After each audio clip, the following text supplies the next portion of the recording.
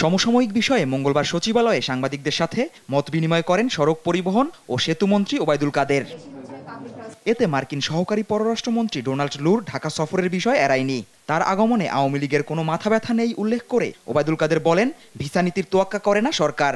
আমরা কোনো প্রকার স্যাংশন, ভিসা নীতি এগুলো আমরা কেয়ার করি, কারণ একটা দেশের তিনি পররাষ্ট্রমন্ত্রীও, একজন সহকারী পররাষ্ট্রমন্ত্রী, তাকে নিয়ে বাংলাদেশে তো মাতামতি করবে। আমরা দাওয়াত করে কাউকে আনছি।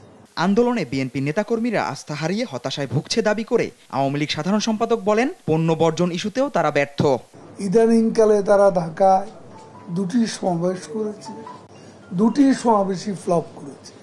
মানে এই আন্দোলনে তাদের কর্মীও এখন এত হতাশ যে কর্মীরাও এখন নেতাদের প্রতি আস্থা হারিয়ে ফেলেছে। মেট্রো রেলে 25% ভ্যাট বাড়ানোর নজির কোথাও নেই জানিয়ে মন্ত্রী বলেন, 5% ভ্যাট বাড়ানো যৌক্তিক। তো এটা যৌক্তিক বিষয়টা নেত্রী বলছেন, তিনি ভেবে দেখবেন। জুবায়ের রাজিন, দেশ টিভি, ঢাকা।